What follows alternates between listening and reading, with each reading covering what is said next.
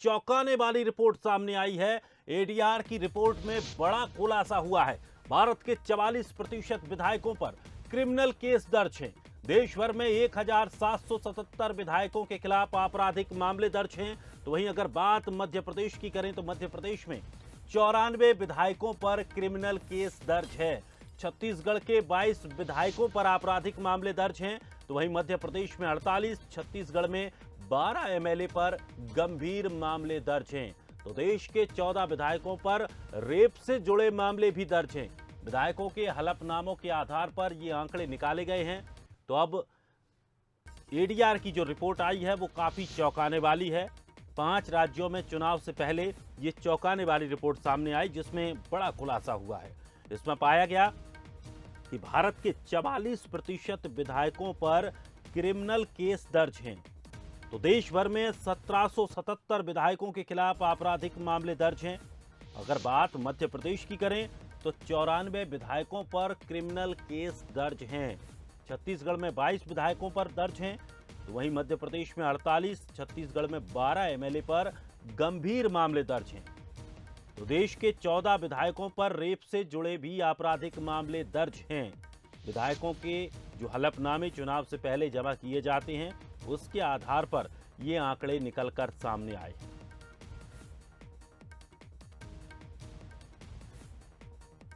तो एडीआर की रिपोर्ट में एक बड़ा खुलासा हुआ है, जहां भारत के 44% विधायकों पर क्रिमिनल केस दर्ज हैं।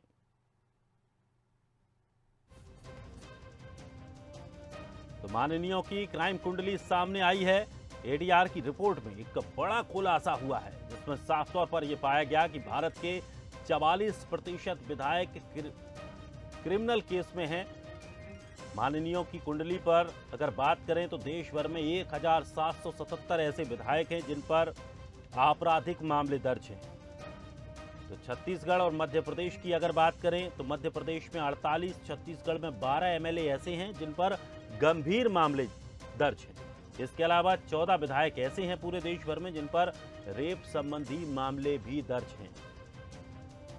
तो 5 राज्यों में चुनाव से पहले ये चौंकाने वाली रिपोर्ट सामने आई है। एडीआर की रिपोर्ट में ये बड़ा खुलासा हुआ है।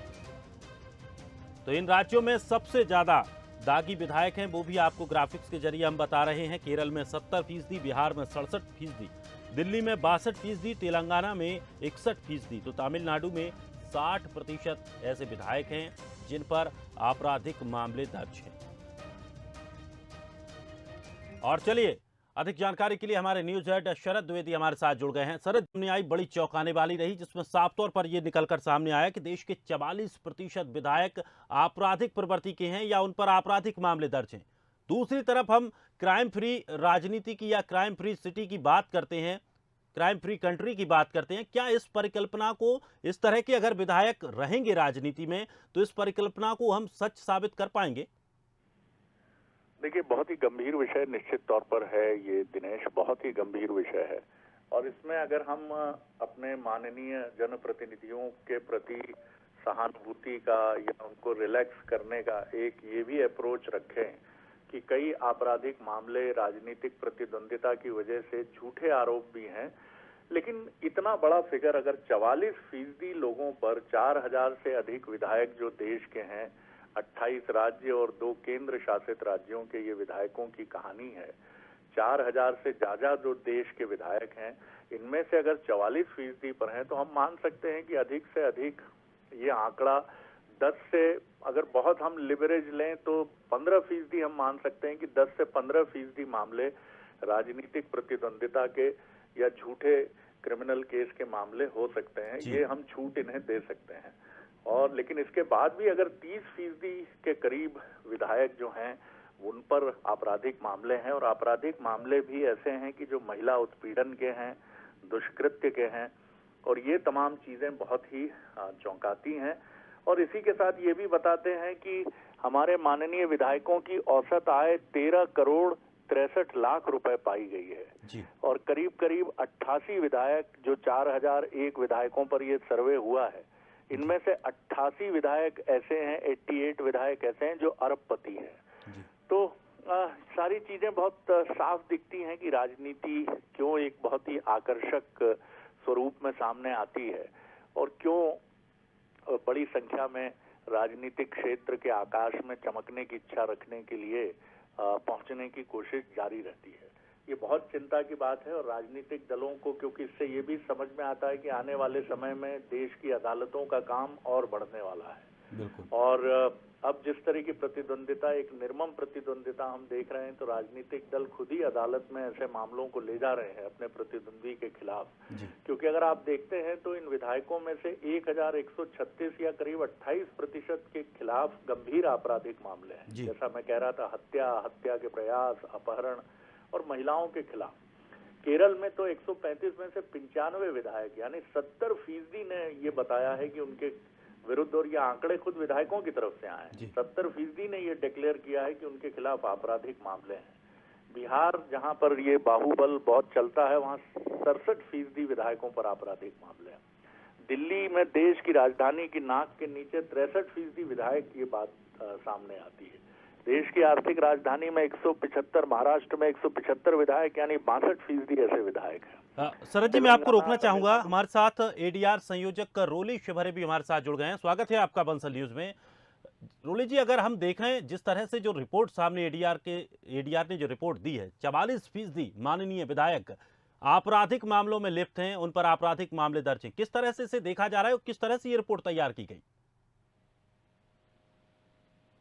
रोली जी, आप तक मेरी आवाज पहुंच रही है? चलिए हम उनसे जुड़ेंगे। उससे पहले आपको बता दें कि एक एडीआर ने रिपोर्ट जारी की है और उस रिपोर्ट में एक बड़ा खुलासा हुआ है, जहां 5 राज्यों के चुनाव से पहले ये चौंकाने वाली रिपोर्ट सामने आई है, जिसमें 44% यानी भारत के 44% विधायकों पर क्रिमिनल केस दर्ज हैं। और अगर पूरे देश की बात करें तो 1777 ऐसे विधायक हैं जिनके खिलाफ आपराधिक मामले दर्ज हैं। तो वहीं मध्य प्रदेश में 94 विधायकों पर क्रिमिनल केस दर्ज हैं, छत्तीसगढ़ के 22 विधायकों पर आपराधिक मामले दर्ज हैं। और अगर गंभीर मामलों की बात करें तो मध्य प्रदेश के 48 ऐसे विधायक हैं जिन पर गंभीर मामले दर्ज हैं। हमारे साथ न्यूज हेड शरद द्विवेदी लगातार हमारे साथ बने हुए हैं। सर, बिल्कुल दिनेश, और इसमें एक और बड़ा दिलचस्प, एडीआर की रिपोर्ट में एक और बड़ा दिलचस्प आंकड़ा है जी। ये बताता है कि जिन विधायकों ने अपने खिलाफ आपराधिक मामलों की घोषणा की है, क्योंकि अब ये सेल्फ डिक्लेरेशन बहुत जरूरी है। अगर आप चुनाव लड़ते हैं तो आपको बताना पड़ता है कि आपके विरुद्ध कितने आपराधिक मामले लंबित हैं। तो ये भी बड़ा एक दिलचस्प फिगर मैं देख रहा था कि जिन विधायकों ने अपने खिलाफ आपराधिक मामलों की जानकारी दी है, उनकी औसत संपत्ति 16 करोड़ से अधिक है, जबकि जिनके खिलाफ आपराधिक मामले नहीं हैं, उन विधायकों की संपत्ति 11.45 करोड़ रुपए है। तो आप ये समझ सकते हैं कि जिनके खिलाफ आपराधिक मामले नहीं है वो संपत्ति में भी पीछे है, लेकिन संपत्ति कोई कम उनकी भी नहीं है। 11 करोड़ की संपत्ति की डिक्लेरेशन उन्होंने किया है। बहुत दिलचस्प ये आंकड़ा है। रोली जी अगर जुड़ती हैं तो हम उनसे भी और जानकारी इसमें कि किस तरह से रिपोर्ट ये तैयार, क्योंकि चुनाव के पहले मध्य प्रदेश में भी ये बहुत जरूरी है कि ये आंकड़े सामने आए, मध्य प्रदेश और छत्तीसगढ़ दोनों में, जिससे जनता के सामने भी एक एक्चुअल प्रेजेंटेशन हो और राजनीतिक दल भी। और बिल्कुल, और इसकी पहल, शरद जी, इसकी पहल किसी न किसी को तो करनी होगी। अगर इस तरह से इस तरह की मानसिकता या इस तरह के अपराधों में लिप्त अगर माननीय देश को चलाएंगे या प्रदेश को चलाएंगे तो स्वाभाविक तौर पर जो एक परिकल्पना की जाती है कि क्राइम फ्री राज्य रहे या अपराध के मामले राज्य में कम आए, तो वो शायद पूरी नहीं हो पाएगी। बिल्कुल आपने सही कहा, और राजनीतिक दलों को इस पर एक खुले संवाद की प्रक्रिया को लेकर आगे बढ़ना चाहिए, और ये बहुत जरूरी प्रक्रिया है। और अगर ये प्रक्रिया आगे नहीं बढ़ेगी तो बहुत सारी चुनौतियां इसमें हमें देखने को मिल सकती हैं।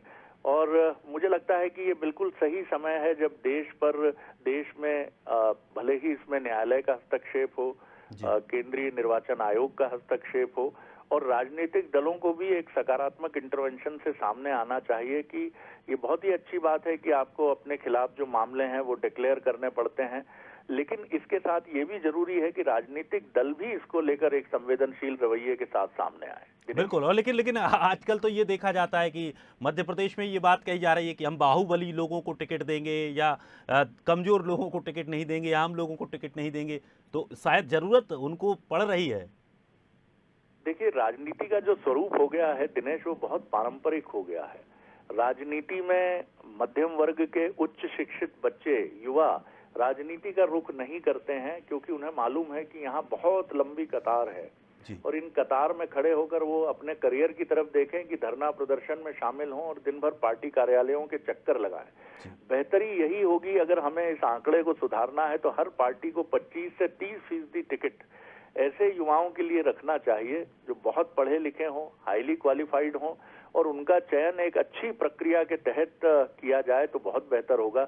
लेकिन अभी ये बहुत दूर की कौड़ी है, ऐसा करना संभव नहीं है। हर राजनीतिक दल में बगावत हो जाएगी अगर 25 से 30% टिकट IIT के छात्रों के लिए हो जाए, मेडिकल के लिए हो जाए, इंजीनियरिंग के लिए हो जाए, जर्नलिज्म के लिए हो जाए, तमाम उनके लिए हो जाए। बहुत कठिन है ऐसा, लेकिन फिर भी मैं कहता हूं कि हो गई पीर पर्वत सी पिघलनी चाहिए, इस हिमालय से कोई गंगा निकलनी चाहिए, तो होगा जरूर कुछ ना कुछ, ये उम्मीद तो रखनी चाहिए। चलिए शरद जी, शुक्रिया हमारे साथ जुड़ने के लिए।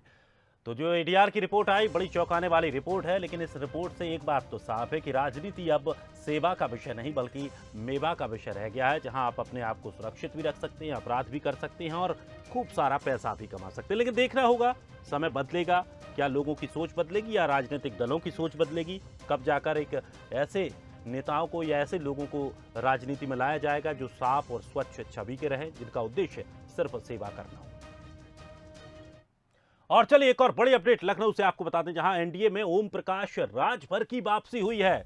SB, SP chief OP Rajbhar NDA में शामिल हो चुके हैं।